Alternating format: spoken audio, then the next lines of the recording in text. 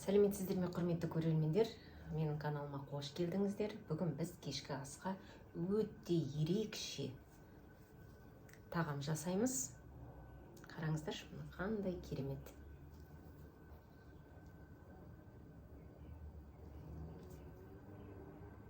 Өте керемет кешкі ас. Видеоның басынан соңына дейін менімен бірге болыңыздар, бірге жасап үйренейік. Ал құрметті көрермендер, бүгін біз ең оңай кешкі ас жасаймыз. Екеуі біреуінде деп аталады, яғни два в одном деген. Ол үшін бізге картоп қажет болады. 500 грамм сиыр етінен фаршымыз қажет болады. Көкөніс қажет, ақ жеркен және укроп. Басқа зелень алсаңыздар да болады. Бір қызанақ, жуамыз қажет. Болгар переціміз қажет. Полукөрген алдық біз. Аштырағын 2 зубчик дейді ғой, тістеме сарымсақ қажет болады, және сыр сулугуня. Бүгін менде сыр сулугуня. Картопымызды майдалап турап аламыз. Картопымызды осылай майдалап турап алдық. Енді картопымызға тұз саламыз.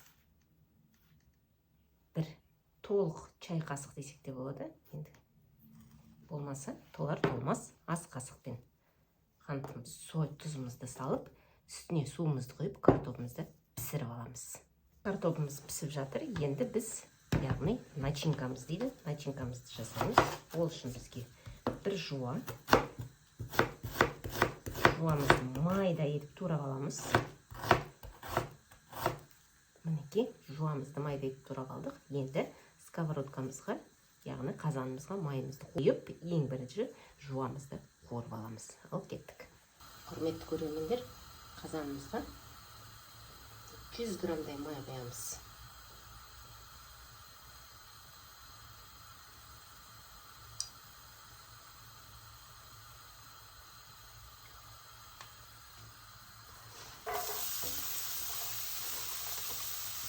Мінекей, құрметті көрермендер, жуамыз қызарғанша қуырдық. Енді келесі осының үстіне фаршымызды саламыз.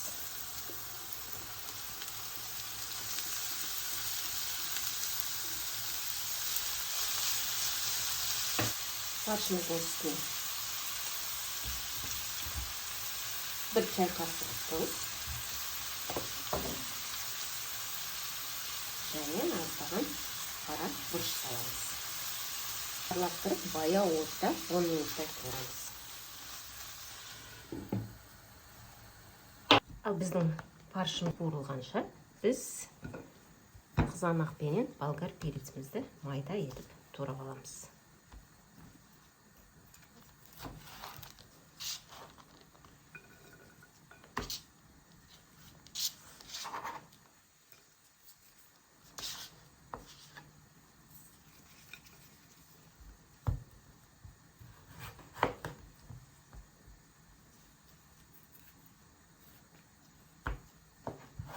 Қызанағымызды солай майда қылып тураймыз.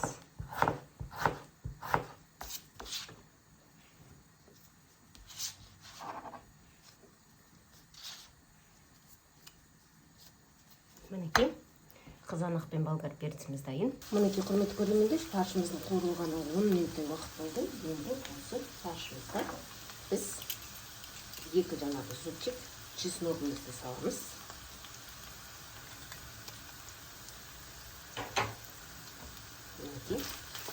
Араластырып алайық. Мінекей, фаршымыз жасап тұрғанды. Енді фаршымызға бір ас қасық қызанақ пастасын саламыз. Қызанақ пастасы салып болған соң, жаңағы болгар перец мен помидорымызды саламыз.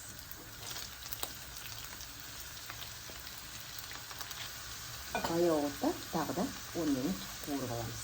Ал келесі, құрметті көрермендер, біз сырымызды, яғни голланд сулугуня сырымызды теркадан өткізіп алайық. Үлкен жағынан өткізіп берейік. Мінекей, сырымызды теркадан өткізіп алдық. Бізде дайын. Келесі бізде фаршымызға, яғни начинкамызға қосатын зелень керек. Көп алмаймыз. Ақ желкен мен укроп. Майда етіп турап алайық.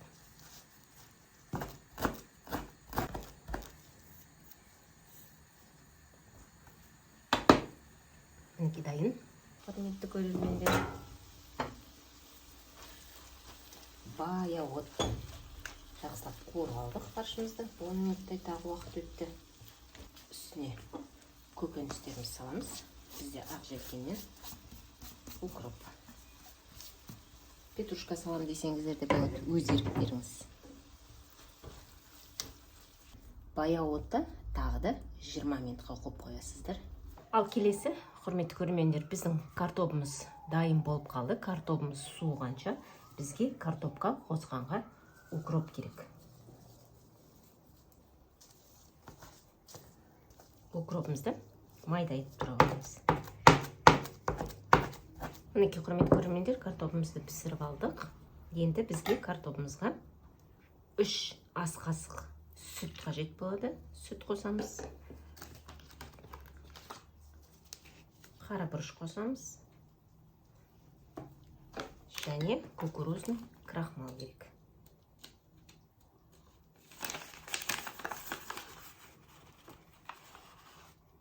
Бір ас қасық кукурузный крахмал қосамыз. Енді жақсылап бәрін езіп алайық. Енді үстіне жаңағы туралған укропымызды саламыз. Укроппен езіп алайық. Араластырып. Мінекей, құрметті көрермендер, біздің пюреміз дайын. 10 минут суытып алайық. Ал құрметті көрермендер, енді бізге протеиніміз қажет болады. Протеинімізге пергамент қағазын салып, үстін майлап аламыз.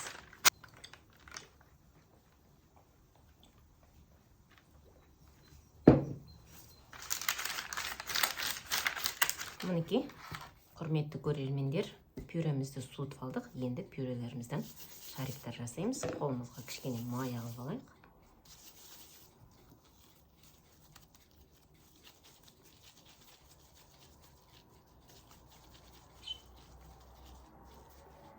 Осындай көлемде шариктар жасап, протеинімізге салып аламыз.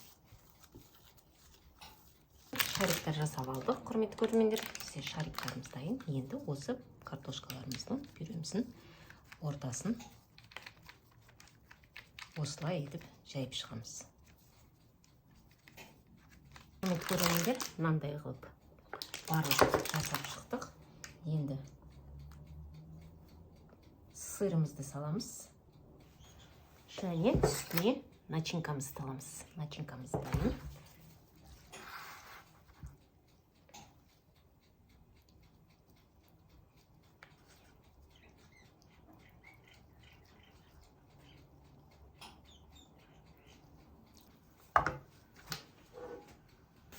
Қараңыздар, керемет, енді түрі өте керемет. Бұл уже бізде дайын тамақ десек те болады. Енді осының бетіне тағы да сыр саламыз. Қараңыздар, қандай керемет. Енді духовкаға, яғни пешімізге 10 минутқа қойып аламыз. Сыры еріп, өзі сәл қызарады. Мінекей, құрметті көрермендер, біздің кешкі асымыз дайын десек те болады. Сырларымызды кішкене бетін қызарттық. Қараңыздар, қандай керемет.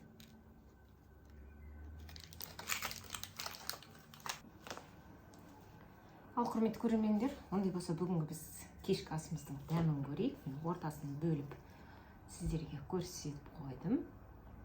Мінекей.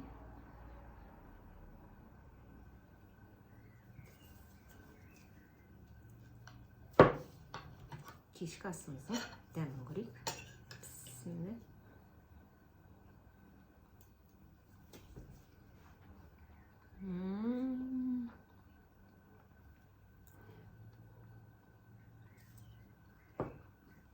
Дәмі деген енді өте керемет.